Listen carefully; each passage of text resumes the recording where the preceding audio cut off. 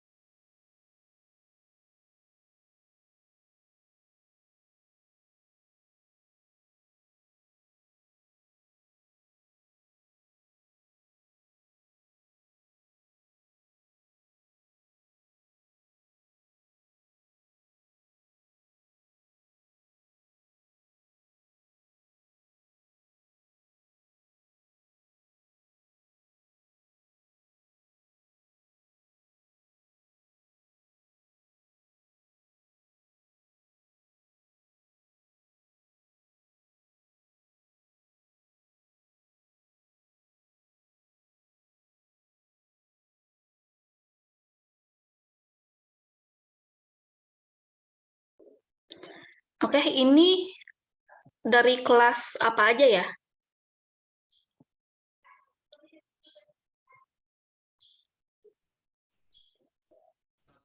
TI 1, Bu. 101, Bu, maksudnya. Oh, ini yang dari 101, 103 juga, Bu. 103. Oke. Oke, kita mulai saja ya. Sambil menunggu teman-teman yang lain, kita mulai dulu. Assalamualaikum warahmatullahi wabarakatuh. Waalaikumsalam warahmatullahi wabarakatuh. Oke, untuk sesi Vicon hari ini, saya baru aktif di perkuliahan Vicon ya, karena minggu-minggu lalu saya baru melahirkan, jadi masih cuti. Dan di minggu ini saya baru bisa untuk aktif lagi gitu ya. Oke, untuk mata kuliah dasar pemrograman ini, targetnya untuk hari ini adalah review materi untuk UAS. Gitu. Jadi saya akan menjelaskan intinya saja gitu ya, yang sekiranya akan diperlukan di mata kuliah selanjutnya gitu ya. Jadi ini dasar pemrograman, ini nanti akan nge-link ke mata kuliah algoritma pemrograman. Nah, nanti itu akan nge-link juga ke struktur data gitu. Jadi ada 3 nih. Jadi ini untuk dasarnya dulu. Nah, kita untuk hari ini pelajari tentang struktur dan strukturisasi program. Oke, di sini ada outline perkuliahannya, gitu ya. Ada 3 struktur dasar. Oke, di sini ada istilah spaghetti kode. Nah, kalau kita tahu gitu ya, spaghetti itu kan bentuknya seperti rumit ya. Nah, rumit jadi saling terkait. Nah, dan memiliki logika yang sulit untuk diikuti gitu. Nah, spaghetti kode ini programnya tidak terstruktur. Nah, konsekuensinya apa? Berarti kan pernyataannya sulit dibaca, sulit untuk dipelihara. Nah, lalu logika pemrograman sulit diikuti. Oke, jadi ada istilah seperti ini. Nah, seperti ini contohnya. Gimana tuh? Ini kan gambar flowchart ya. Flowchart untuk apa nih? Mencuci flowchart alur mencuci anjing gitu ya. Nah, ini alurnya nih, ruwet ya, banyak banget. Jadi kan kalau ada simbol belah ketupat ini artinya dia ada kondisi nih. Nah, ini maksudnya kalau kondisi anjingnya, apakah anjingnya berlari? Kalau iya, maka balik lagi ke awal. Kalau tidak, berarti kan ditambahkan air gitu kan. Jadi setiap anjingnya berlari, dia balik lagi ke atas. Tuh. Ini kan iya kan? Iya, maka balik lagi ke atas gitu. Oke. Jadi ini alurnya spaghetti kode, intinya seperti itu. Jadi tidak terstruktur. Oke. Nah, di sini ada 3 struktur dasar. Oke, ada jenis-jenisnya, ada sequence, ada selection, ada loop. Nah, kalau sequence ini dia bentuknya secara linear atau dia berurutan seperti ini alurnya. Seperti itu ya. Nah, kalau selection gimana? Ada proses seleksinya. Lalu ada loop, artinya apa nih? Perulangan. Oke, nah seperti ini. Untuk sequence ini kan linear, berarti satu arah. Nih, arahnya panahnya kan satu aja nih.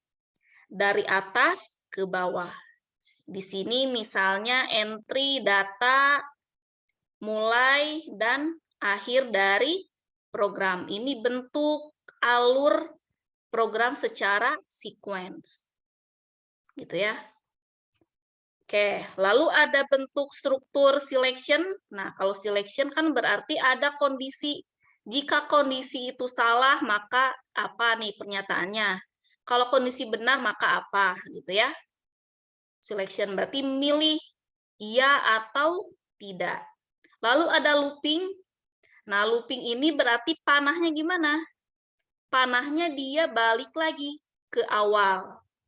Jadi panahnya seperti circle. Ini kan circle ya, buletan nih, balik lagi.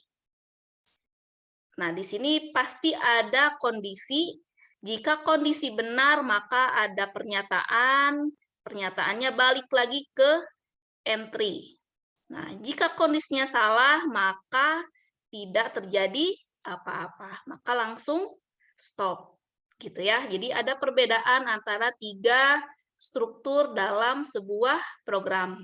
Nah, ini kan gambaran alur ini kan digambarkan secara flowchart, gitu ya. Oke. Nah, lalu kita bicara tentang sequence. Oke, sequence ini berarti kan berurutan. Jadi dari A to Z, gitu ya. A, B, C, D, gitu ya. Seperti ini. Terus ini juga sama, selection structure. Ada 2 tindakan yang akan dieksekusi. Nah, ini ada decision. Decision ini apa? Keputusan. Nah, keputusannya apa? Nah, di sini ya sama. Ini yang kotak ini termasuk keputusan. Gitu ya. Oke, lalu ada looping juga sama seperti tadi. Loop itu kondisi akan terus-menerus. Jadi dia berputar terus sampai kondisinya tidak terpenuhi. Gitu ya. Saat kondisinya 0, maka looping selesai. Nah, di sini nih. Saat kondisi 0 berarti udah nih, tidak terjadi perulangan lagi. Kalau kondisinya benar, maka akan terus melakukan perulangan lagi. Gitu ya, perulangannya apa? Ya tindakannya. Gitu ya. Oke, seperti ini. Ini apa nih? Struktur kendali bertumpuk stack ya. Oke. Ini gambar apa nih? Ini gambar apa sih ini? Ayo. Flowchart, Bu. Gambar flowchart ya. Nah, di dalam satu flowchart itu boleh kita gabungkan antara 3 struktur ini yang tadi. Nah, dari ketiga ini boleh tuh kita disatukan dalam satu flowchart. Nah, seperti ini. Jadi kalau satu arah berarti sequence, satu arah artinya panahnya satu aja nih. Tuh. Gitu ya, segini sequence. Nah, kalau selection berarti ada pilihan antara no dan yes, pasti ditambahkan dengan sebuah kondisi. Nah, ini berarti selection. Nah, lalu bisa kita juga tambahkan looping. Kita triknya lihat panahnya aja. Kalau panahnya circle nih, ini kan circle nih. Nah, gini nih. Nah, berarti dia looping tuh. Looping. Kalau selection dia panahnya satu-satu, yes dan no. Kalau sequence panahnya satu arah. Gitu ya. Jadi udah paham nih perbedaannya antara ketiga struktur program? Paham, Bu. Paham, Bu. Bener nih. Iya, Bu. Oke, saya ganti warna pulpen dulu ah. Warna apa ya? Warna merah. Oke. Ini apa nih? Nested. Nested ini artinya bersarang. Struktur bersarang. Jadi di dalam sebuah struktur ada struktur lagi. Nah, seperti ini. Nah, ini misalnya ada sequence. Nah, di dalam sequence itu ada selection. Nah, ini artinya nested. Nested itu artinya tuh apa sih? Jadi ada 2 gitu. Bersarang. Gitu ya, ada 2. Ada sequence, ada selection. Coba saya tanya di sini yang mana sequence, yang mana selection sih? Ayo, yang mana? Ada satu gambar, namanya nested struktur.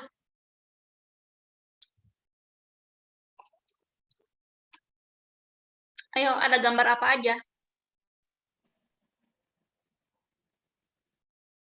Ada yang decision, Bu. Condition H itu selection. Lalu yang step Nah. J, and L itu sequence. Oke, bener ya. Jadi kalau sequence itu, tadi cirinya apa? Sequence itu dia ada pilihan yes atau no. Ini aja nih, dilihat dari panahnya. Oh, ini berarti sequence. Panahnya kan gini nih. Nih, ada ini. Nah, sequence kan nih, udah ketemu sequence. Nah, lalu ada selection. Selection pencirinya apa tanda selection itu? Kebalik ya? Kebalik, Bu. Ini selection, no, yes. Lalu ada sequence. Cirinya apa? Dia berurut, harus berurut. Dia satu arah. Nih, panahnya satu arah. Ada panahnya yang ke atas nggak? Ada nggak? Nggak ada, Bu. Nah, Ada, kalau Bu. nggak ada, berarti satu arah. Satu arah artinya sequence. Gitu. Jadi di dalam flowchart ini terdapat dua bentuk struktur program, yaitu sequence dan selection. Namanya nested struktur. Gitu ya. Selanjutnya, nah ada lagi nih. Coba dianalisis. Ini ngapain sih? Ada gambar apa? Dilihat di panahnya. Ada panah circle kah? Ada satu arah kah?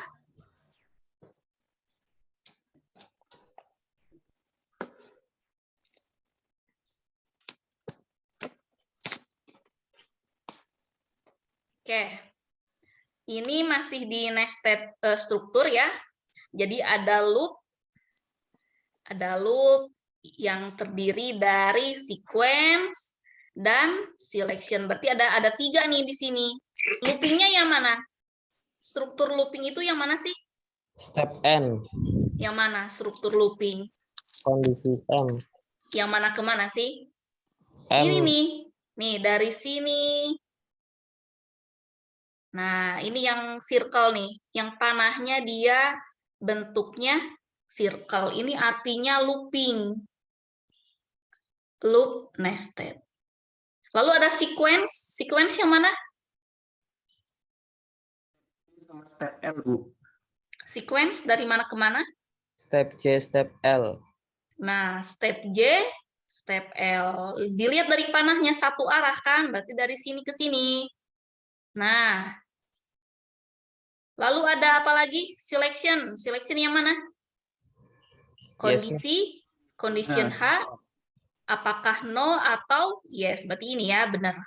No atau yes. Berarti ini kesimpulannya di dalam satu gambar flowchart ini terdiri dari tiga bentuk struktur. Yaitu ada looping yang ini, sequence yang satu arah, selection yang yes or no, gitu ya. Oke, selanjutnya ini juga sama. Coba yang mana nih? Saya tanya siapa ya? Cornelia ada?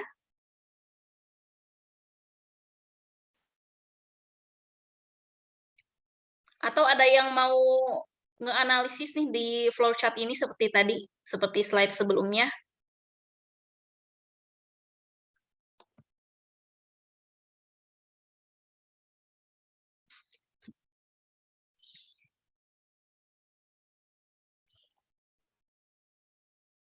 Mungkin bisa, Bu. Oke, siapa ini? Abi, Bu. Oke, silahkan. Condition H ada pilihan yes dan no. Kemudian ketika yes menuju ke sequence D, kemudian ada lagi condition M. Ketika no, lanjut ke step L, tapi ketika yes, nanti langsung lanjut ke condition O. Nanti di situ ada yes dan no. Ketika yes, itu masuk ke step T, nanti looping ke condition M. Sama juga ketika no, itu nanti masuk ke sequence step Q, nanti looping ke condition M. Begitu, Bu. Oke. Loopingnya tuh yang mana sih? Struktur loop. Kan di sini ada nih, loop nested. Yang mana sih? Loopnya itu yang step Q atau Loop. step T, loop ke condition M, Bu. Oke, loop nested itu berarti terdiri dari ada selection, di dalam selection itu ada sequence gitu. Yang mana? Yang loop. Dilihat dari panahnya. Yang looping yang mana? Ini ya. Nih. Nih, ini Terus nih. langsung ke atas lagi. Dari sini ke Oh, iya.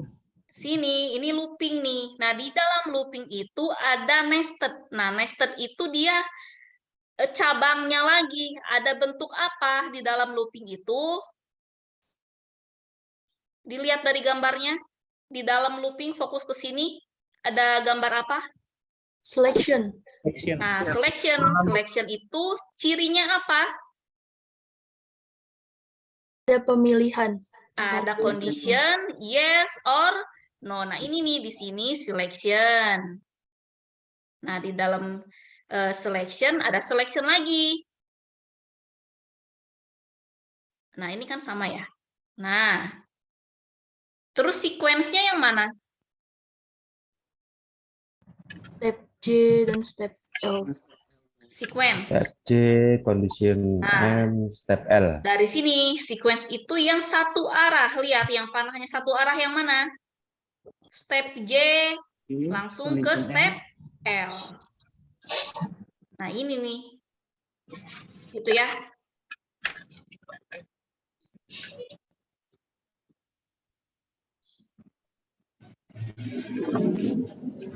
Oke, jadi kalian tugas 2-nya disuruh bikin flowchart kan ya?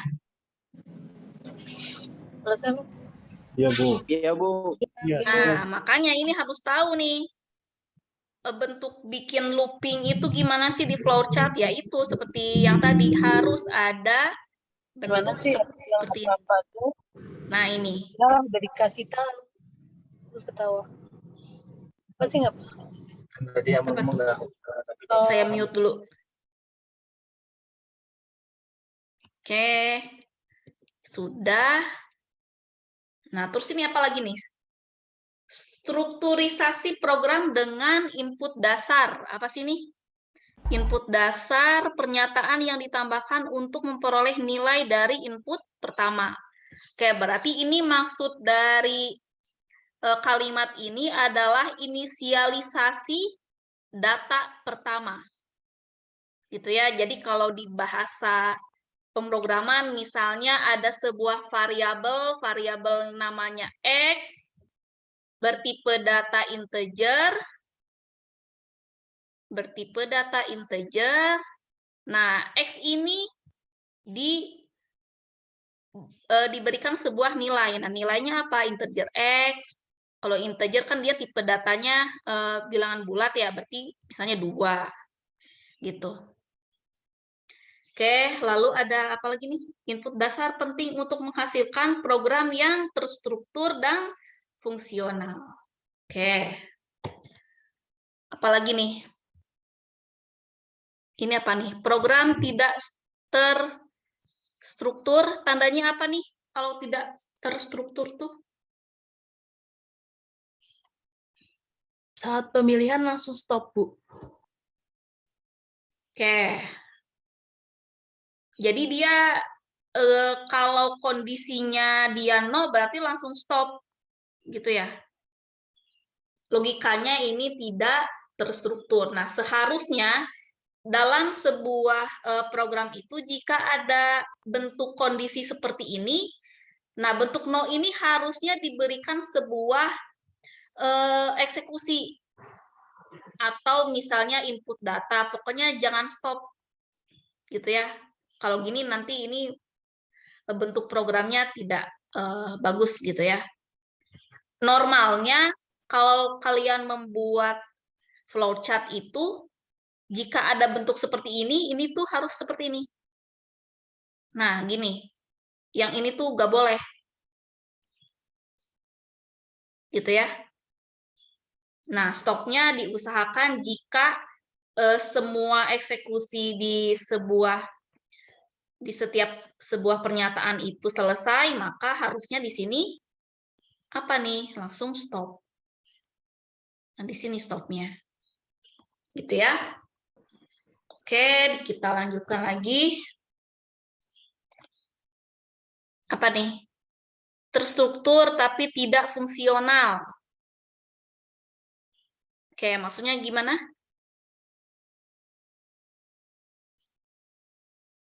Harusnya untuk loopingnya ke input lagi, Bu. Kayak loopingnya, bentar, ini kalau looping yang normal itu,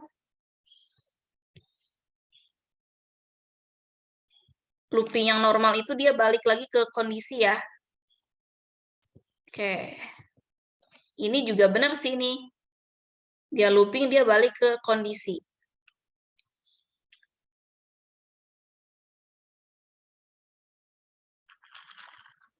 Nah, maksudnya apa nih? Tidak fungsional. Jadi percuma nih. Ini kan sudah ada proses kalkulasi ini di sini nih.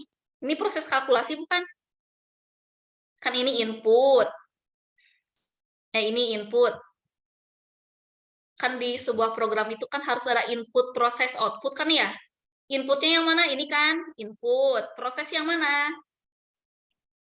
Ayo, gambar yang proses yang mana? Yang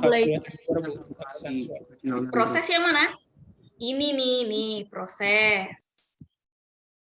Outputnya? Ini kan masih proses nih. Ini masih proses. Outputnya mana? Ayo. Nggak ada ya, Bu? Nggak ada. Output itu kan dia bentuknya harusnya seperti ini, kotak gini. Output. Nggak ada gitu. Masa sudah diproses nih, udah proses panjang-panjang, balik lagi ke kondisi, gitu kan? Jadi ini tidak fungsional, gitu ya. Oke. Apalagi nih? Fungsional tapi tidak terstruktur.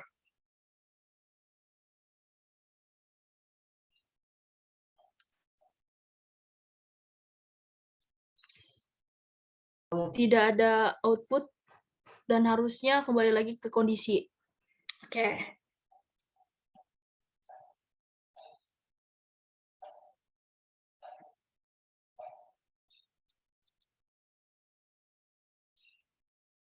Maksudnya fungsional berarti gimana nih? Alurnya ini sudah benar ya. Alurnya sudah benar, tapi bentuknya tidak apa ya? Dia tuh tidak beraturan gitu ya. Nah, seharusnya kalau ingin terstruktur, berarti nggak boleh ada panah ke atas lagi gitu. Langsung aja outputnya apa, gitu kan ya? Gitu. Ini apa lagi nih? Terstruktur dan fungsional tapi memiliki kelemahan dalam input.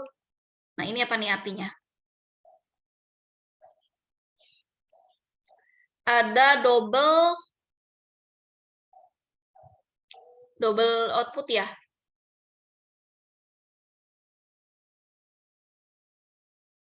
Jadi ketika user inputkan nilai, nanti akan muncul outputnya double katanya. Di mana sih? Deklarasi. Coba baca. Ini gimana sih? Deklarasi, misalnya ada ada tipe data 6. Number kan? Tipe data numbernya ada 2. Terus ada kondisi. Ini tuh apa sih artinya nih? Selection. Selection apa? Apakah benar ini nomor gitu maksudnya? F ini apa ya? Ada yang tahu nggak?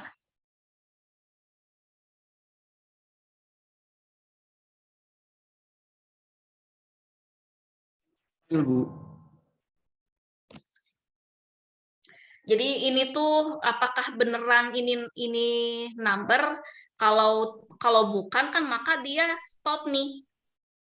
Kan dia bukan termasuk dalam number itu. Gitu ya. Jadi ini validasi nih, validasi apakah dia bentuknya tipe datanya number. Kalau iya, maka akan melakukan sebuah proses input dulu, input original number dari sini kan. Original number kan berarti diambil nih, dipanggil. Nih, dipanggil. Udah, langsung di sini ada proses, berarti di sini nih, input, proses. Nah, outputnya mana nih? Output ini ya? Oke, output. Oke, original number. Misalnya di sini, di deklarasinya inputkan datanya 2. 2 nih, misalnya 2. Original number sekarang isinya ada 2 kan? 2 kali 2 berapa? 4. 4 ini berarti ada di variabel mana? 4 ini ditampung ke variabel apa? Calculate answer. 4 ditampung di variabel calculate answer. Nah, di sini. Nah, outputnya apa? Outputnya ya ini, dia manggil si calculate answer-nya. Berapa sih isi data di sini? Ya 4. Nah, ini benar ya, udah terstruktur dan fungsional, tapi memiliki kelemahan dalam input. Inputannya di sini katanya.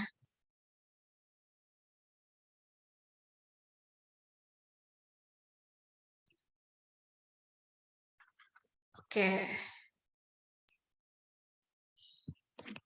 Kita Ininya Bu. Ntar dulu, ini ada double N nih. Bu, di kondisionalnya. Mungkin inputnya di conditionnya itu dulu Bu. Ini kan Gimana? mau yes atau no kan tidak ada inputnya Bu. Yang di atas ini, yang di atasnya not of ini kan harusnya ada input yes or no gitu kan Bu. Ya.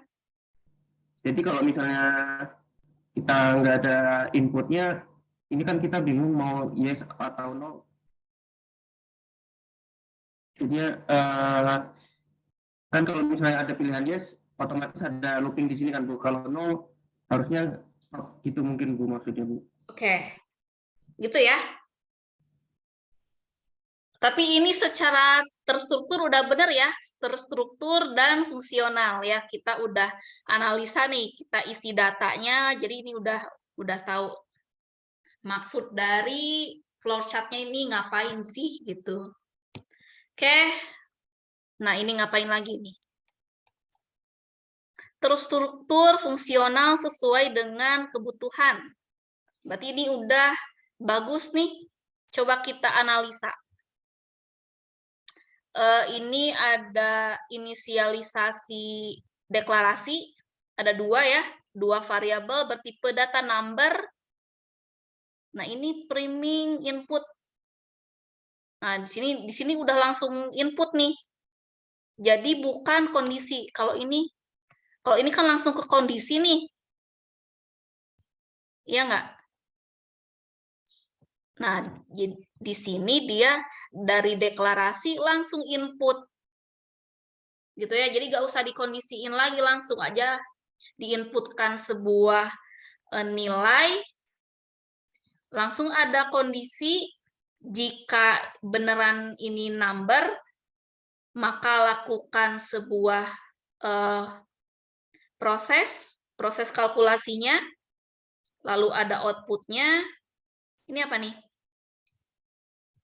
Setelah output, original number-nya ini ngapain?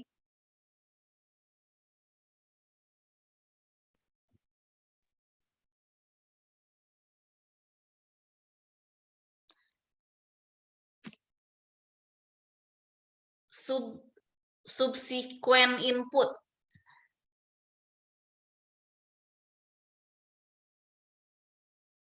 Coba memasukkan angka lagi mungkin, Bu. Ya, ini berarti jadi setelah outputnya muncul, nanti di program akan meminta inputkan lagi, gitu ya. Inputkan lagi. Nah, jika setelah ada inputkan data, maka langsung di sini dicek. Jika ini apa sih nih? Coba deh cari deh. Kondisi ini tuh apa sih? End of file. Apa tuh? Kuncinya tuh ini nih, kata ini apa nih? Gitu ya. End of file, Bu. Apa tuh? End of file. Ya artinya?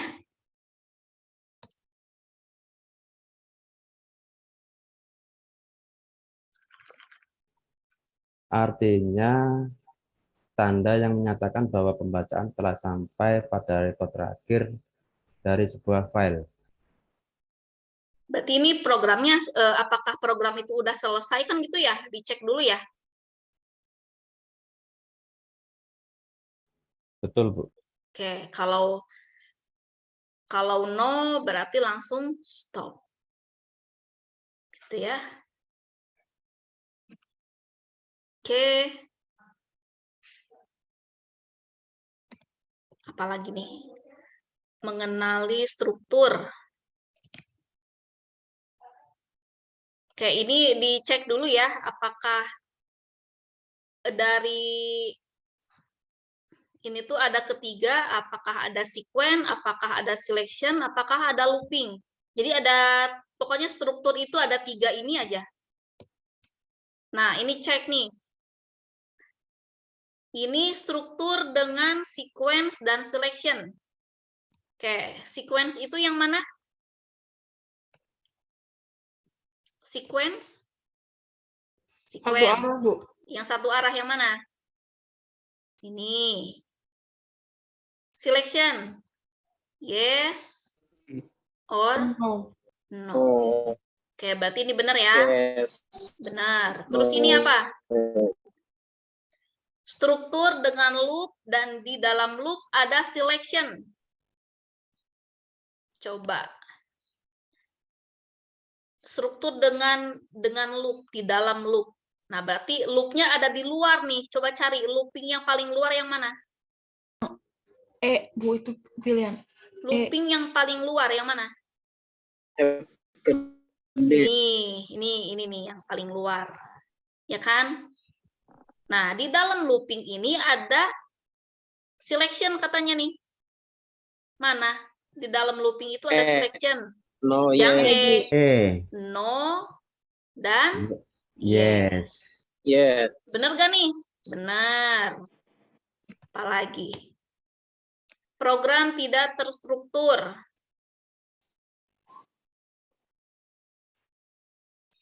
Oke, ini berarti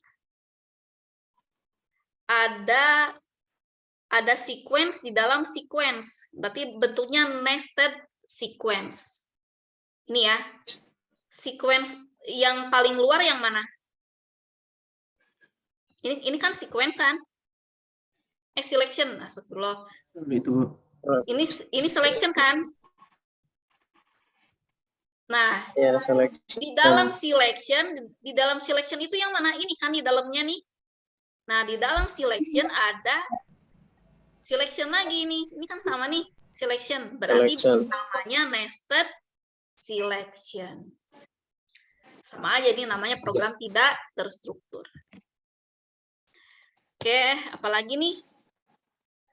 Program terstruktur dengan memisahkan statement J. J-nya berpisah tuh gimana tuh?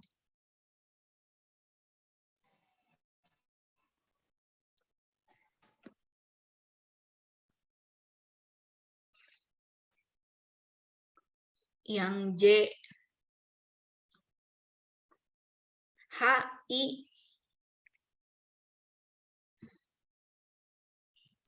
Selection H, J terluar yang no.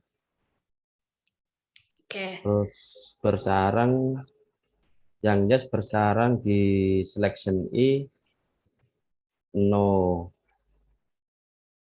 Outputnya ke J, terus yang yes ketemunya ke K. Ya. Jadi kalau ini tetap secara bentuk itu kan terstruktur ya dengan memisahkan statement J. Statement itu bentuknya yang mana sih? Statement yang mana? Ini kan nih. Nih. J-nya dia ada 2. Dipisah dia jadinya. Boleh kan kayak gini? Boleh. Gitu. Nih, kalau panahnya dia ke sini boleh nggak? Nih. H-nya dia langsung panah ke sini boleh nggak? Tidak. Toh dia dapat ke J juga. Boleh nggak? Tidak boleh, Bu. Nggak Boleh, boleh. Boleh atau enggak? nggak boleh Bu ya? Nggak boleh. Kan dia nanti di sini dia pasti ada statement lagi kan? Gitu. Jadi dipisahkan nih maksudnya tuh. Kan nanti di sini ada kalkulasi lagi, ada proses lagi. Gitu ya. Oke. Mengapa harus terstruktur? Ada istilah namanya clarity apa nih? Memudahkan dalam membaca program. Semakin besar programnya, maka akan sulit dibaca jika tidak terstruktur. Kalau baris programnya lebih dari 100 kan bingung ya. Jadi kita harus struktur. Lalu ada apa nih istilah profesionalisme? Berarti ya programmer harus dituntut nih menghasilkan program yang terstruktur, harus profesional. Lalu ada efisiensi. Nah, dengan struktur ini berarti kan lebih efisien. Jadi lebih singkat dalam menulis program. Nah, ini kan efisiensi ini triknya kan harus membuat fungsi. Jadi ada beberapa bentuk menggunakan fungsi, jadi supaya tidak menuliskan kode program berulang kali. Gitu.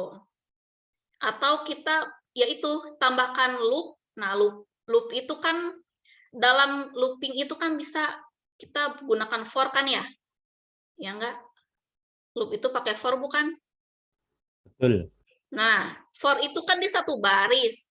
Nah, kalau kita nggak pakai for kan dia pasti ada lebih dari satu baris tuh. Iya nggak? Jadi kalau gunakan for ini termasuk struktur. Gitu ya. Jadi lebih efisiensi. Coba kalau perulangannya mencetak tulisan lebih dari 100, gimana tuh? Masa kita ketik satu-satu, makanya kita gunakan for. Nah, lalu ada maintenance, jadi mudah untuk dimodifikasi dan dipelihara. Ada modularity, mudah dipecah-pecah menjadi subprogram. Oke. Apalagi nih?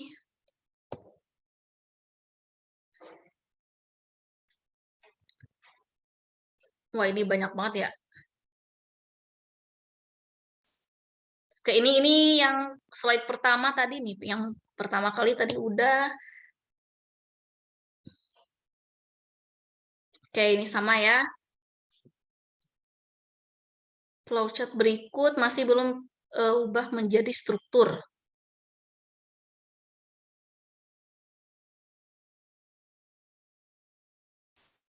Oke, silakan aja ya kalau ingin mencoba.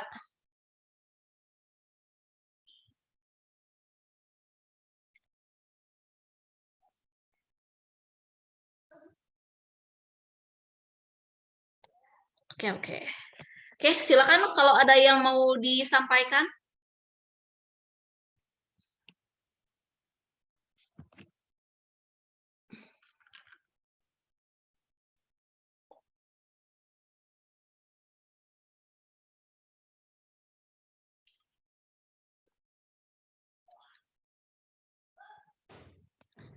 Ini masih ada nggak yang kelas IT 103 ini normalnya kelas apa sih nih yang saya tuh? 103 masih ada nggak? Ada, Bu. Masih ada, Bu. Oh, ada. Oke. Ada, Oke, Bu. kita lanjutkan lagi. Ada, Mau Bu. dilanjutkan atau Hadir, Bu. lanjutkan aja lah. Buat sekalian. Lanjutkan ya, mumpung Vicon. Oke, Lanjut, ini Bu. kita sambil ini aja, jangan terlalu diambil pusing gitu ya. Ya diserap aja dulu gitu kalau belajar itu. Oke, warna apa ya? Bingung sama warna dari tadi, warna merah lagi. Oke, kita lanjut ke fungsi. Oke, fungsi. Nah, outline-nya kita ada struktur, prototype, parameter. Oke, ini nanti prakteknya menggunakan bahasa C++. Oke, fungsi atau function merupakan blok dari kode yang dirancang untuk melaksanakan tugas khusus. Nah, di sini fungsinya untuk mengurangi pengulangan penulisan, jadi lebih ringkas. Jadi cukup, jadi kalau ingin memanggil sebuah program, cukup panggil satu baris aja nih. Misalnya cetak program luas segitiga, cukup satu baris kode aja gitu ya. Lalu program menjadi lebih terstruktur, kayak mudah dipahami dan dikembangkan.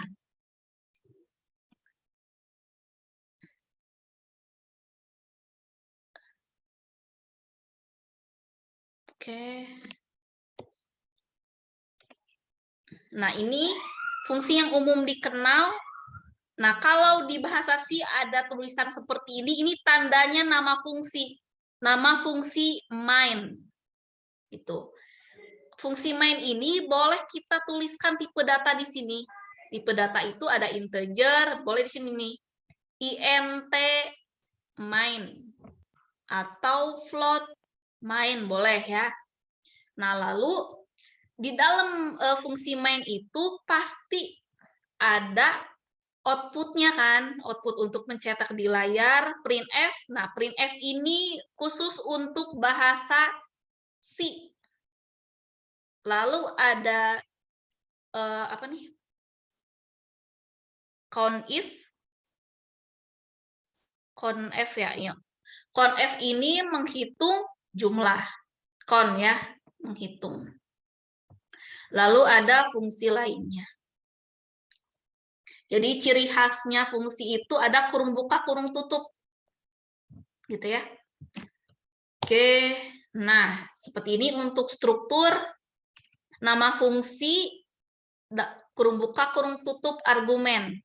Nah, di dalam kurung buka, kurung tutup ini boleh diisi tipe data atau inisialisasi data, atau boleh dikosongkan. Nah, di dalam fungsi ini baru kita tuliskan perintahnya. Nah, perintah itu apa sih? Seperti cout, cin, for, lalu ada apa lagi nih? Fungsi if gitu ya. Jadi di dalam kurung kurawal ini. Gitu. Oke, seperti ini.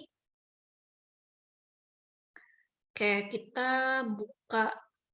Mana nih, saya udah coba di. Nah, ini terlihat nggak?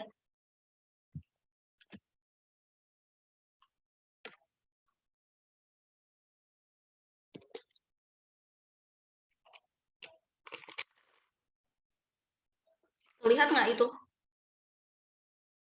Kelihatan.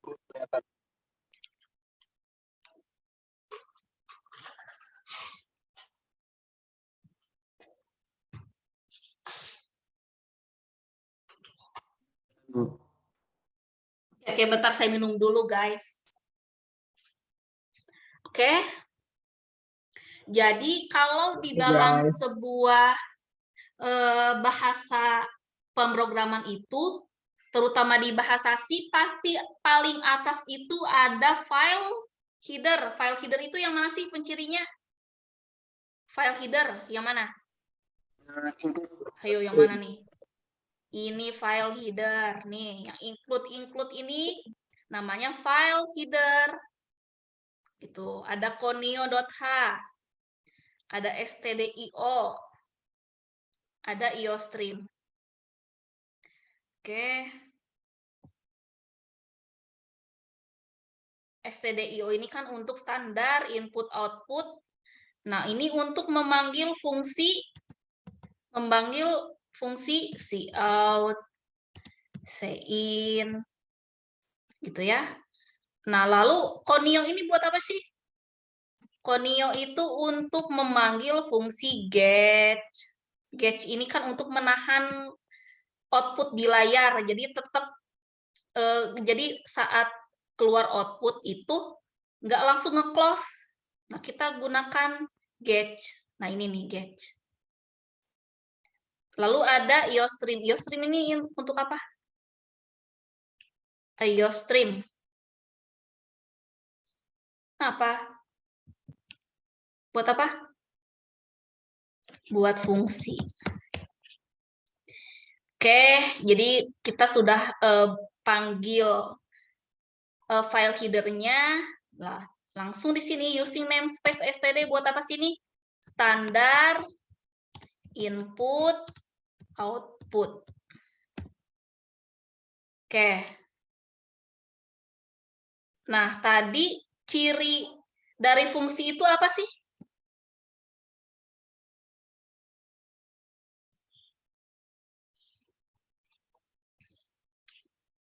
Halo? Ciri fungsi itu apa? Ada kurung buka, kurung tutup. Ini namanya fungsi. Fungsi garis, kurung buka, kurung tutup. Nah, isinya dia ngecetak aja nih, ngecetak garis putus-putus lurus aja. Nah, ini nih. Nah, lalu ada program utama. Nah, di sini ada fungsi juga. Fungsi itu berarti ini ya, integer main.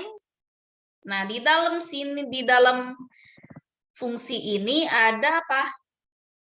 Manggil fungsi garis. Nah, ini kan udah dikasih tahu nih, memanggil fungsi garis yang di mana di dalamnya akan mencetak garis putus-putus.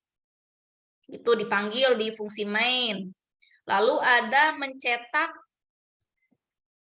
Amik BSI Pondok Labu. Ini mencetak teks aja nih. Lalu panggil fungsi garis lagi. Lalu di get, ditahan layarnya. Outputnya gimana? Outputnya apa kira-kira? Garis-garis dulu. Di bawah garis-garis ada teks ini kan ya? Lalu di dalam teks ini ada garis putus-putus lagi gitu. Oke, kita compile. Nah, ini compile. Oke. Mana sih? Nah, ini ya, benar ya.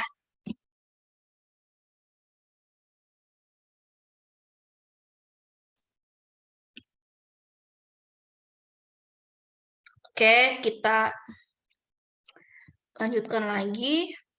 Mana tadi nih? Nah, ini ya, benar ya outputnya garis-garis. Nah, garis-garis ini berarti memanggil fungsi ini nih. Yang ini, yang di mana garis itu sudah dicetak. Printf itu mencetak. Ini bahasa C, bukan C++, karena ini ada printf. Oke, prototype fungsi. Jadi di dalam fungsi itu pasti ada prototype-nya, terdiri dari tipe data, jumlah parameter, dan tipe masing-masing dari parameter. Parameter itu artinya di dalam kurung fungsinya. Di sini ada tipe datanya. Oke, Oke, keuntungannya menggunakan prototype, apa nih? Compiler akan melakukan konversi antara tipe parameter dan parameter fungsi. Izin tanya, Bu. Oke, silakan. Kalau untuk memanggil fungsi, itu harus di dalam file atau di satu folder, Bu, ya? Di dalam satu file aja, satu file C-nya, bahasa C-nya. Soalnya tadi saya lihat di programnya Bu Tian ada yang fungsi apa? Fungsi garis, Bu. Sementara di dalam program tadi enggak terlihat anunya. Ada tadi yang baris paling atas. Yang ini, yang tadi, yang mana? Ya, mana sih tadi? Nah, ini nih, ini fungsi garis nih. Ini kan manggil fungsi. Nah, ini manggil nih. Nih, manggil fungsi. Ini manggil fungsi. Ya, siap-siap, Bu. Gitu ya. Jadi, fungsinya di dalam satu file bahasa ininya, CPP-nya, satu file aja. Fungsinya ya di dalam sini. Gitu.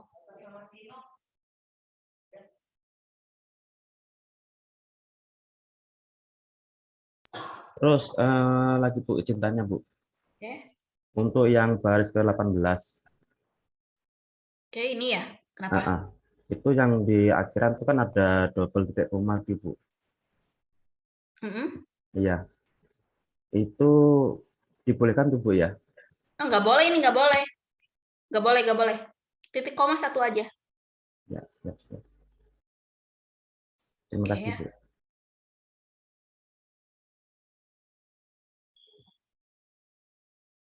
Oke, sebentar ya.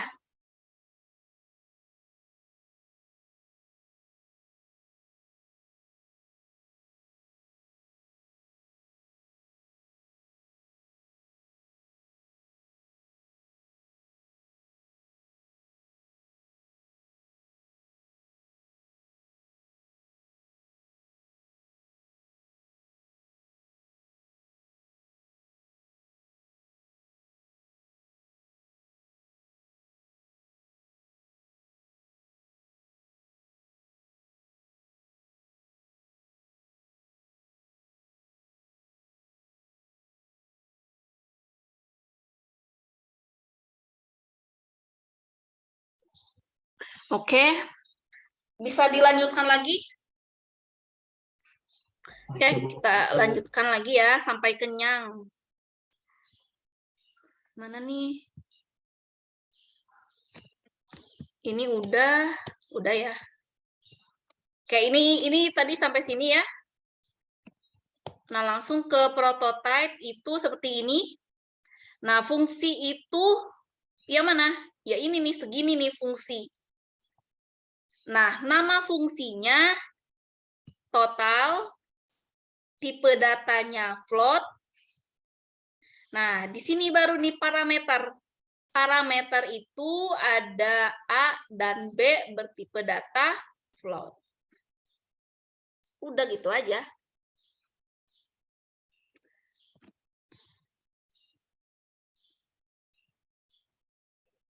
Oke. Apa nih? Terdapat dua macam parameter fungsi. Ada yang formal dan aktual. Kalau formal ngapain nih? Parameternya ada di dalam fungsi. Kalau aktual itu pemanggilan suatu fungsi. Variabelnya di fungsi. Coba kita lihat. Nah, ini perbedaannya.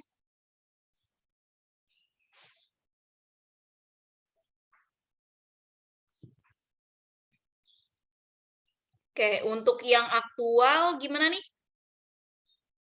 Aktual langsung aja nih. A, B.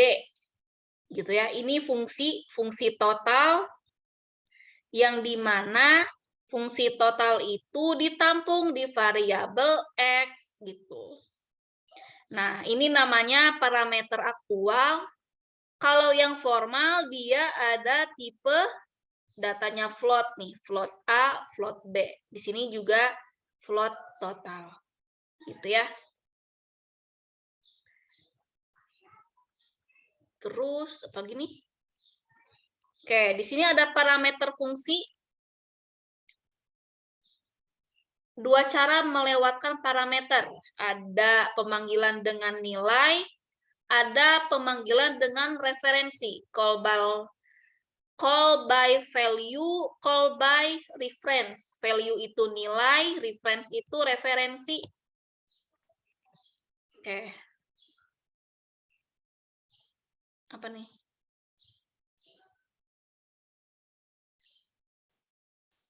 Nilainya itu ke parameter formal. Nilainya di sini nih. Nah, ini contohnya kita lihat ya.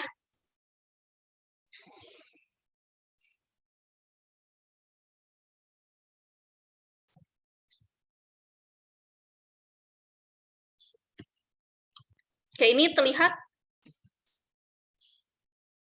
Terlihat, Bu.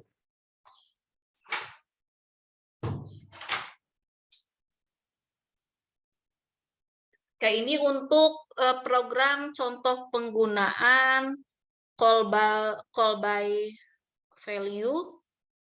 Oke, program tambah nilai. Oke. Di sini ada fungsinya yang mana sih? Fungsi. Yang ini kan ya. Ini nama fungsi apa sih? Fungsi yang ada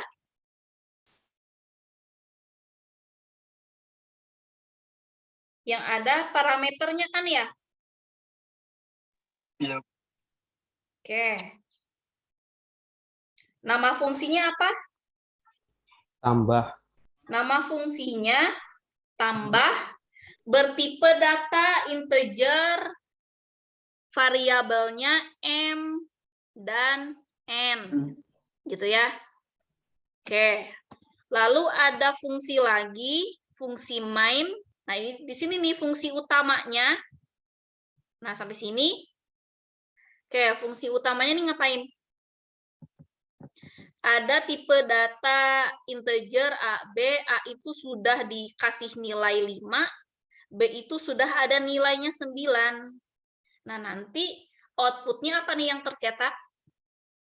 Jadi di sini nih, yang cout berarti nanti akan muncul tulisan nilai sebelum fungsi digunakan. NA sama dengan A. A ini berapa nih isinya? 5. 5. A itu sama dengan, ini tuh gini nih, slice N. Yaelah, pakai spasi. Nah, slice N ini kan dia enter ya. Kalau nggak pakai slice N, nanti A-nya muncul di sebelah sini. Gitu, makanya kita tambahkan slice N. Jadi nanti outputnya ada muncul tulisan ini, lalu di bawahnya ada output ini, A sama dengan A sama dengan 5 kan ya? Terus apa lagi? B sama dengan? 9. B sama dengan 9. Nah, lalu di sini ada proses. Prosesnya mana nih? Input, proses, output.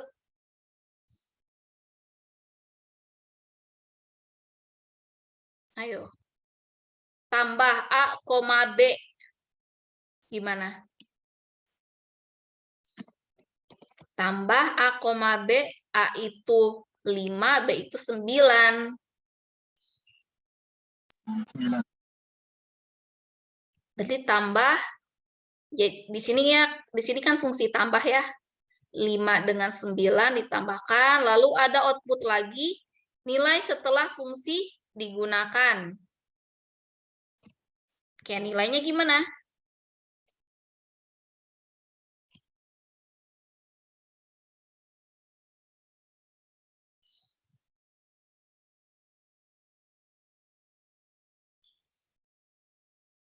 Nilainya gimana, yuk?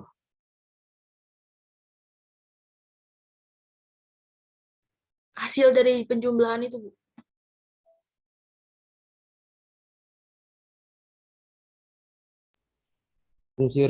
Fungsi apa?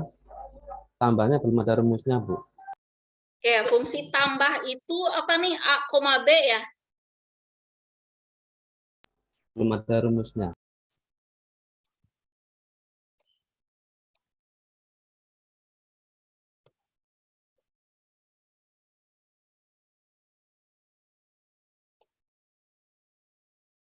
Mana nih?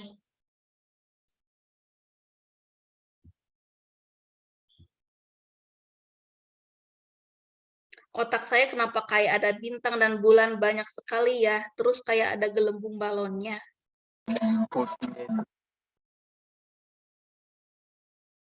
Sabar, namanya juga belajar ya kan. Kalau belajar itu pusing berarti kalian berpikir kan ya. Iya. Kalau kalian nggak pusing berarti nggak pikir. Kita lihat di slide aja lah. Slide-nya mana sih nih? Nah, mana sih tadi? Oke, kita analisa aja langsung. Nah, ini kan yang tadi output-nya itu, ini kan benar ya? Nilai sebelum fungsi digunakan. Ini slide-nya sudah muncul? Muncul, Bu. Muncul ya? Oke, kita analisa nih. Output yang pertama itu adalah nilai sebelum fungsi digunakan. Ini yang mana nih? Baris yang mana yang muncul? Cout yang mana? Yang ini kan ya? Iya, Bu. Ini Cout yang berarti. pertama. Oke. A sama dengan 5, B sama dengan 9. Yang mana? Ini kan benar ya? Iya. A-nya kan dia belum diapa-apain kan? A-nya kan dia masih 5, B-nya 9, dipanggil ke sini. A itu ke sini, B itu ke sini. Gitu kan ya? Ini udah paham. Baru yang ini nih, nilai di dalam fungsi tambah. Gimana? Nilai di dalam fungsi tambah, berarti dia langsung ngeeksekusi yang mana? Yang A Ini. sama B. N, Bu. Ini ya. Nih, dia langsung ngeeksekusi ini dulu nih. Nilai di dalam fungsi tambah. Oke, langsung dicetak di sini M. M-nya itu M yang ini. Nah, manggil ke sini. Artinya apa nih? M plus 5. Artinya apa? M plus 5. Ayo, kenapa bisa jadi 10? Dari A, Bu. Jadi M itu diganti jadi A gitu, Bu. Jadi M itu sama dengan kayak A. Dijumlahkan gitu, Bu. Betul gak, Bu? Ini kan M plus 5 itu kan kalau dijabarkan itu kan gimana ya ini? Ntar dulu jadi ikutan bintang-bintang juga nih saya. Ntar dulu. M dari 0 sampai 5, Bu.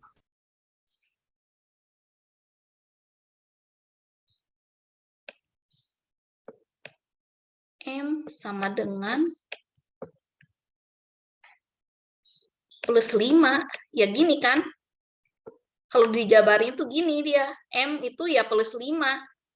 Tambah 5. Kenapa dia jadi 10 nih? Dari mana? Dari ditambahkan ke A, Bu. Variabel A. Oh, ini nih. Nih, kalian jangan lupakan ini. Tambah A, B. Oke ya. Nih, si A-nya ditambahkan A, B. Gitu ya. Jadi di sini 10. Coba ini 5, jadi 5 ya. Ini jadi 10. N itu jadi 7 nih. 7 dengan 9, 7 tambah 9 berapa? 16. 7 tambah 9 berapa? 16. 16, bener ya? Berarti di sini nih, ditambahkan dengan variabel A dan B. Karena di sini di dalamnya manggil tambah ini nih. Nah, ya kan? Si ini tuh nyambung ke sini nih. Ada tambah, nanti ngeling ke sini. Jadi dipanggil lagi. Jadi si A-nya itu dia masuk ke sini, paham nggak? Paham, Bu. Paham ya? Si A itu masuk ke sini. Si nilai 5 dan 9, makanya call by value.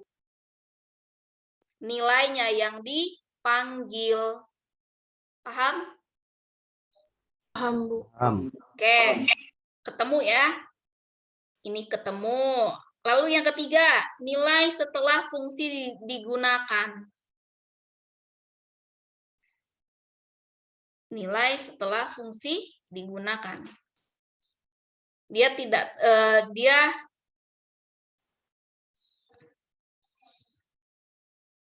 apa nih? Dia tetap ya, 5 dan 9. Kenapa 5 dan 9 di sini?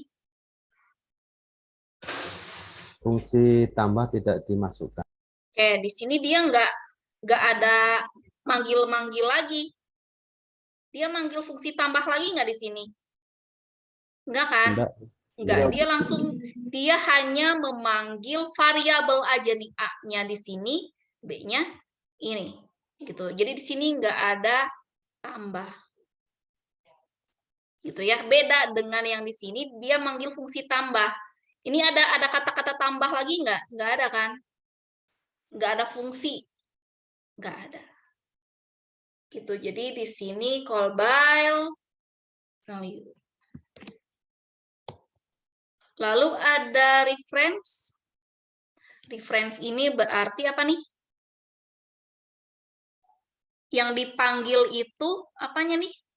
Alamat suatu variabel di dalam fungsi alamatnya. Cara ini dapat dipakai untuk mengubah isi suatu variabel di luar fungsi. Oke, ini gimana coba dianalisa?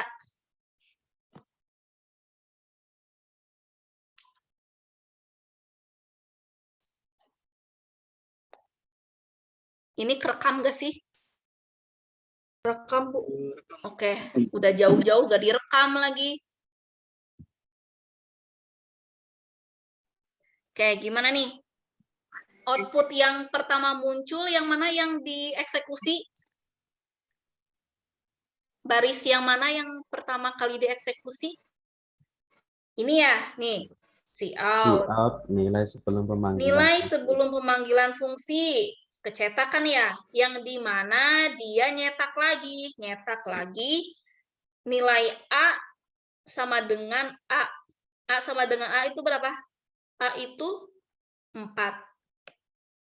Berarti di sini 4. B sama dengan B. B itu 6. Berarti di sini 6. Terus apa lagi nih? Tambah dan A dan B. Oke, di sini reference ya. Reference itu berarti ke parameternya.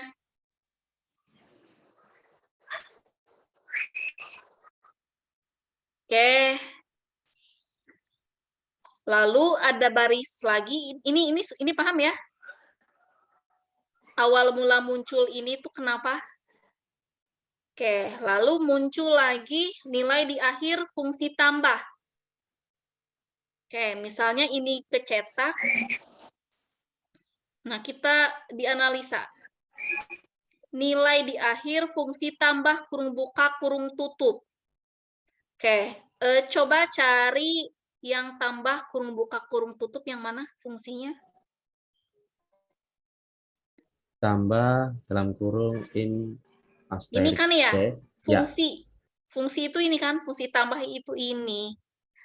Nah, berarti langsung kecetak lagi, ini udah kecetak, pasti ini juga kecetak. C sama dengan bintang C. Gimana tuh?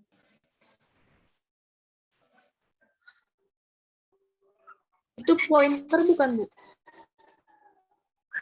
Iya, pointer.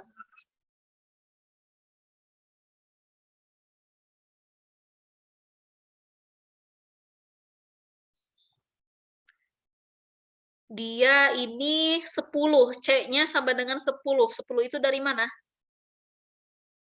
Coba 10. Bukan 10, Bu. Harusnya 11. Harusnya 11 ya. Coba saya dicek juga. Mana tadi? Di ininya call by reference ya. Coba saya compile.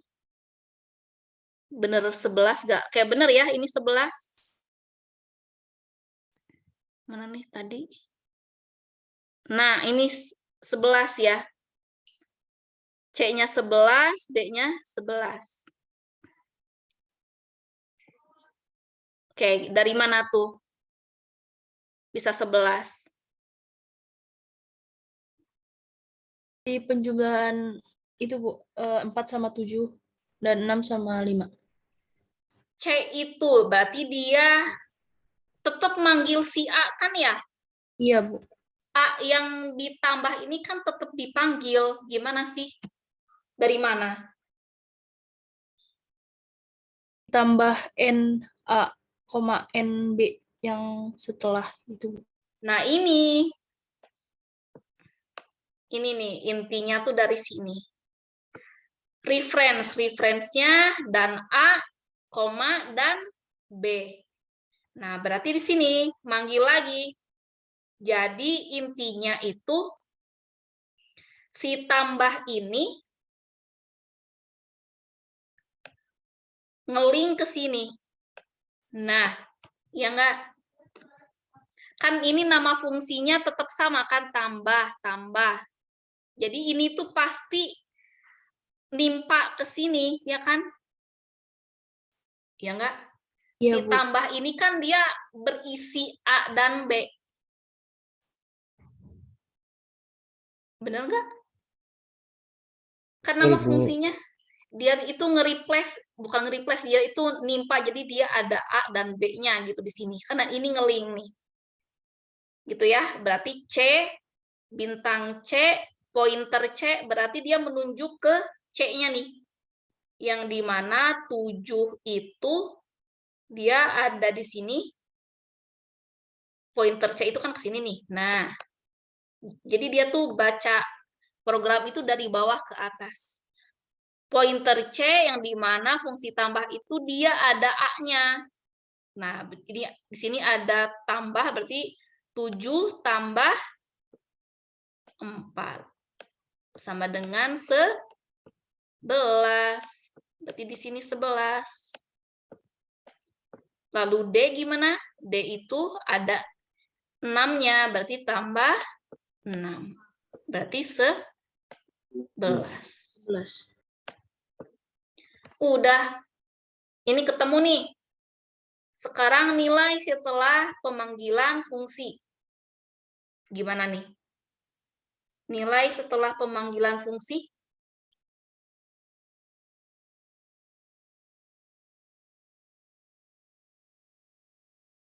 Tunjukkan hasil akhir 11 sama 11, Bu. Karena ada pemanggilan, tetap ada tambah NA sama NB-nya juga.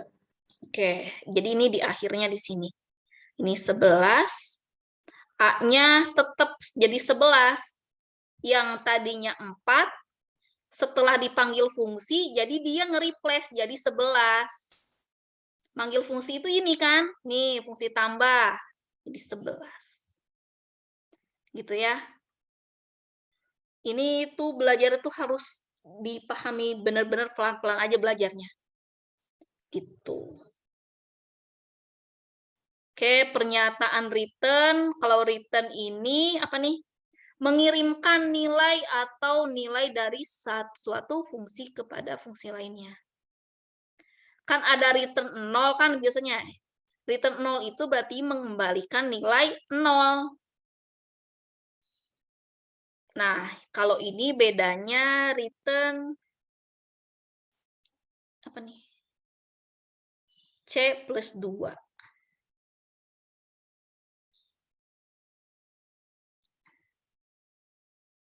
Gitu ya, ini silahkan dicoba ya outputnya.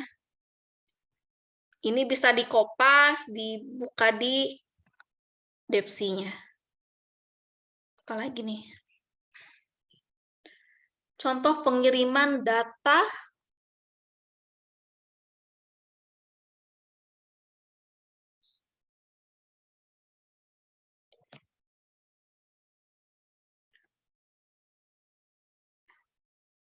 Oke, ini untuk pengiriman data konstanta nih.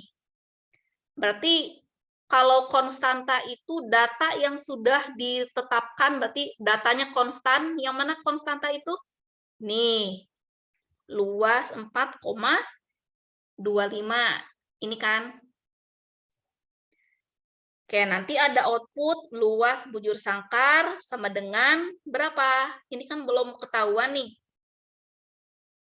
Nah, di sini ada proses fungsinya yang mana nih? Ini fungsi luas float sisi. Nah, yang di mana? Di sini nih, return sisi kali sisi.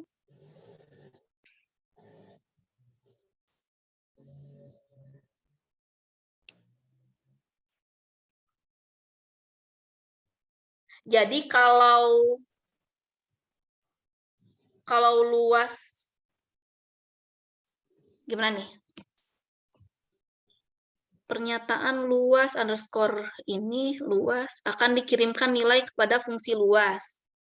Untuk diolah lebih lanjut, yang nilai tersebut ditampung ke variabel sisi. Ya udah, ini berarti outputnya langsung otomatis 18 nih. Gitu ya. Luasnya itu berarti di sini si 4,25. 4,25 itu di sini akan langsung otomatis gitu.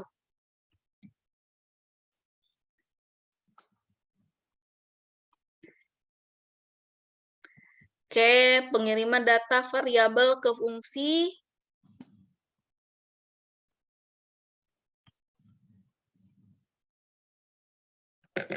Coba deh, tanggung nih. Penasaran yang ini coba ya. Dua slide lagi, tenang. Bentar. Saya coba ini ya. Mana nih tadi?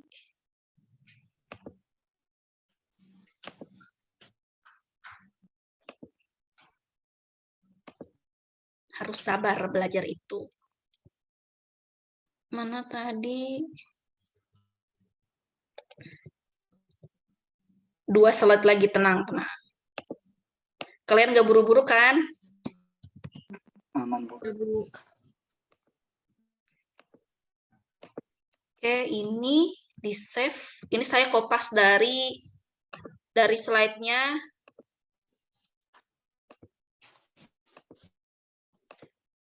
Coba mana nih?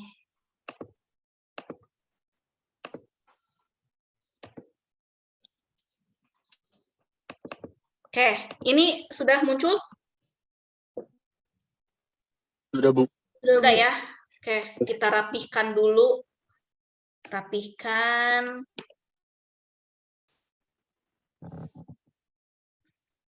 Terus gimana nih, luas, return, berarti di dalam fungsi luas itu ada return, berarti gini ya, biar ngebacanya gampang. Gitu ya. Oke. Coba kita di save. Mana tadi? Save. Oke, langsung kita compile. Error tuh, errornya apa? Ini saya kopas dari slide-nya ya. Error kenapa tuh? Name state using names. Hapus aja .h-nya. Setelah dihapus, kita tuliskan using namespace. Bener nggak tulisannya? Name space std titik koma. Dah, di-save lagi. Kita compile. Error nih. Luas float sisi. Kenapa tuh error? Cout.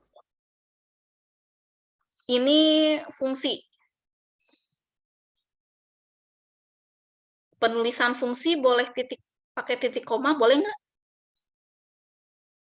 Boleh kan? Boleh.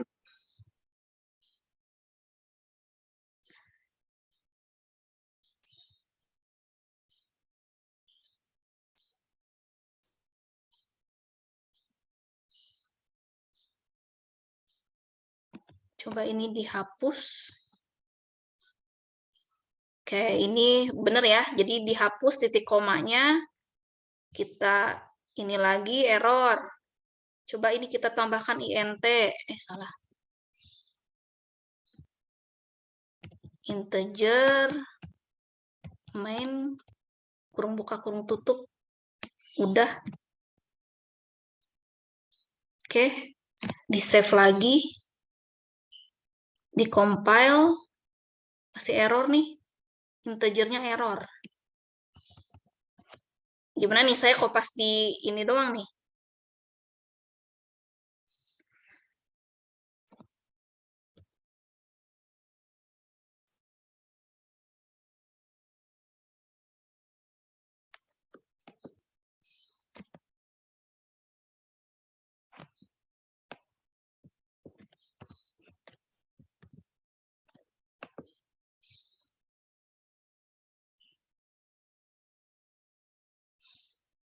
Gimana nih, ada yang tahu ini?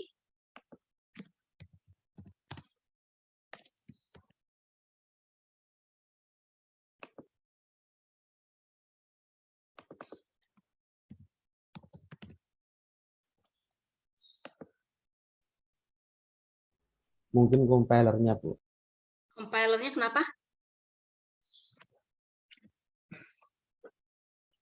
Fungsi luas float sisi. Ini gimana nih?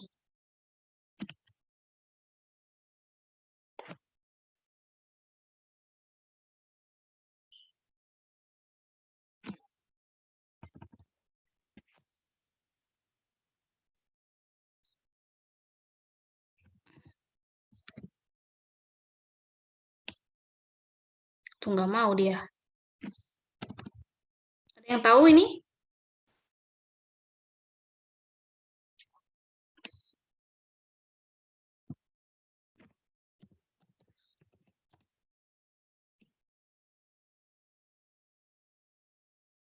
Nah, baru mau.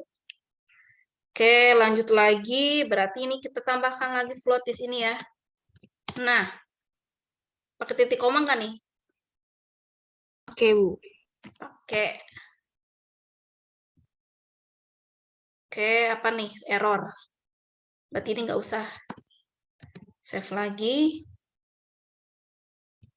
Nah, muncul luas bujur sangkar itu 18,0. Ini muncul nggak? Nggak muncul ya? Nah, ini. Luas bujur sangkar 18,06. Kenapa ada komanya nih? Karena dia return sisinya. Sisi itu dia bentuknya float ya. Jadi koma-koma. Oke, berarti 18. Kenapa muncul 18? Itu 4 dikali 4,25 tadi dikali 4. Gimana? Yang itu yang 4 dikalikan Sisi kali sisi. jadi 4,25 dikali 4,25. 4,25 dikalikan lagi dengan 4,25 kan sisi dengan sisi dikalikan. Oke. Kan pertanyaannya nih, kenapa di sini sisi kali sisi, sedangkan si 4,25 itu ada di dalam variabel luas. Kenapa tuh? Ayo. Karena luas ini dia dipanggil dalam bentuk fungsi. Gitu. Jadi kan di sini Jadi di sini nih, nama fungsi luas, float luas, yang dimana si luas ini berisi nilai 4,25. Oke, fungsi luas 4,25 itu langsung aja ada variabel, ada parameter sisi. Jadi langsung di sini otomatis terisi nilai 4,25. Jadi ini kan pengiriman data konstanta, jadi langsung dikirim menggunakan parameter sisi. Ya udah langsung di return nih. Di return sisi kali sisi. 4,25 kali 4,25. Sampai sini paham mengenai fungsi? Paham sedikit, Ibu. Ya gak apa-apa paham sedikit. Namanya juga baru belajar ya kan?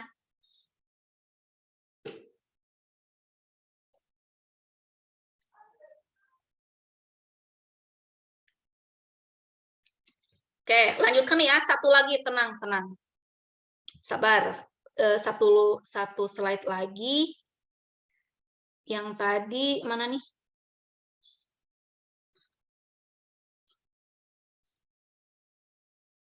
Kita kopas yang, nah ini ya. Pengiriman variabel ke fungsi. Satu lagi, tenang. Kita copy.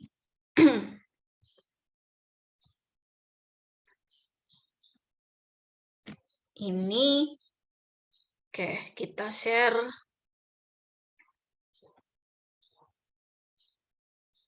Kita share screen, mana nih? Ini ya. Oke, ini hasil dari kopas di PowerPoint, kita rapikan. Gitu ya. Jadi kalau kalian dapat program dari Google, jangan asal kopas, kita rapikan setidaknya. Nah, misalnya sampai sini, kurung buka, kurung tutup. Kita buat seperti ini. Jadi kalau kalian ada merah-merah gini, ini klik di sini. Klik di nomor. Gitu ya, kita kasih jarak di sini. Di fungsi luas itu, di dalamnya ada return. Oke, return sisi kali sisi. Oke. Coba di save. Pasti error nih. Kita compile. Oke, error. Ini diapain nih supaya agak error? Trim H. H-nya dia. Udah tahu ya, hanya dihapus. Jadi kalau error jangan panik dulu. Aduh, error nih, gitu ya. Hapus. Kita gunakan using name space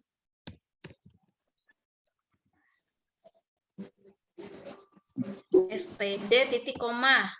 Udah nih, kita save lagi. Lalu kita compile lagi. Error nih. Tadi errornya diapain nih? Kita tambahkan float di sini. Oke, ini udah ya. Kita compile. Lanjut ke sini. Ini hapus aja. Oke, langsung maju ke sini. Baris 21. Ini kita tambahkan float. Langsung di-compile lagi. Oke, ini muncul ya. Oke. Mana tadi? Nah, salah.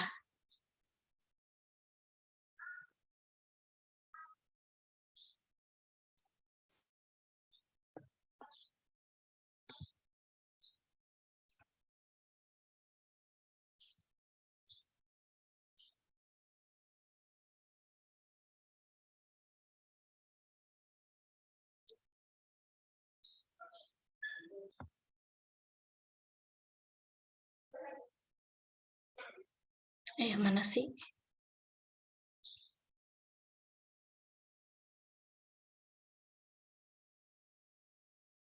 Oke, ini muncul. Muncul, Bu. Oke, menghitung luas bujur sangkar, masukkan nilai sisi. Berapa sisinya? 15. Terus, kalau ada kata masukkan, berarti user diminta menginputkan sebuah data ya. Di input 15, terus langsung muncul nih outputnya, langsung luas bujur sangkar 2255. Berarti 15 kali 15, hasilnya 225. Gitu ya. Oke. Kita lihatkan lagi programnya seperti ini. Jadi kalau di sini ada kayak ini kan judul aja nih. Outputnya judul menghitung luas bujur sangkar. Nanti muncul tulisan ini kan, masukkan nilai sisi, berarti di sini ada say-in. Nah, kalau ada say-in berarti artinya user input nilai. Nilainya tipe data float boleh, gitu ya. Tadi misalnya nilainya berapa tadi? 15. Oke. 15 ini masuk ke variabel mana? Si 15 ini masuk ke variabel mana sih? Tangan bulat. Masuk ke variabel sisi underscore BS. Ya enggak? 15 ini masuk ke sini nih. Ya sisi ya, Bu. Nah, sini sisi. Nah, berarti di sini ada proses kalkulasi yang di mana luas underscore BS yaitu luas sisi. Berarti di sini isinya 15, ya kan? Ini saya kasih komentar ya. 15. Nah, langsung di sini. Ini masih 15. Oke, langsung di sini prosesnya, fungsinya. Sisi kali sisi.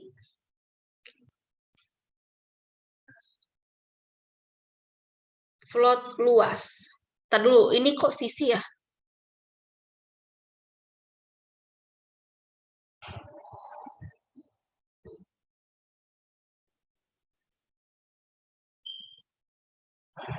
Oke. Oke, berarti di sini luas ini dia ada sisinya ya. Oke. Benar-benar. Berarti di sini 15.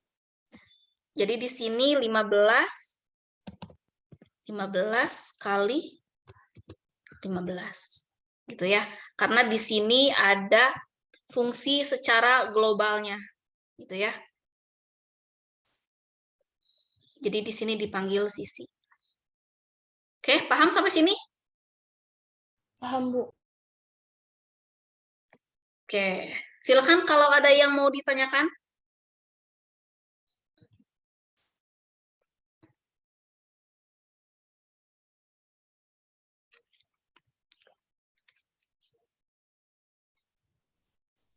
Aduh, migrain, Bu, gitu ya.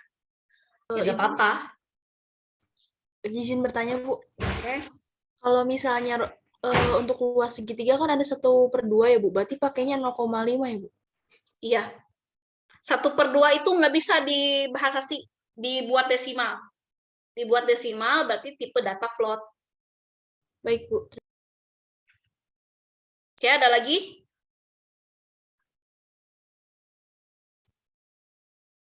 Apakah bisa fungsi itu dibuat di file terpisah, Bu? Bisa sih, tapi nanti ribet sih manggilnya. Berarti kita harus manggil pet dari nama filenya. Gitu.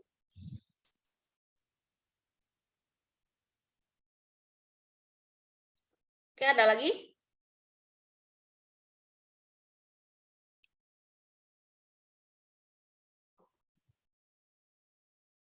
Oke, ini saya screenshot dulu ya, print screen yang hadir. Oke, waktunya sudah lebih dari 1 jam ya, kita cukupkan dulu untuk review UAS ini, jadi kita sudah belajar tentang flowchart yang bertipe struktur, ada looping, ada sequence, ada apa lagi tadi? State loop. Ada looping, sequence, apa lagi sih? Satu lagi tuh. Selection. Selection. Nah, udah belajar tentang strukturnya, lalu belajar fungsi. Oke, kita akhiri untuk Vicon hari ini. Semoga ilmunya bermanfaat. Mohon maaf jika ada kekurangan dalam penyampaian materi. Wassalamualaikum warahmatullahi wabarakatuh. Waalaikumsalam warahmatullahi wabarakatuh. Terima kasih, Bu. Terima kasih, Terima Bu. kasih, Bu.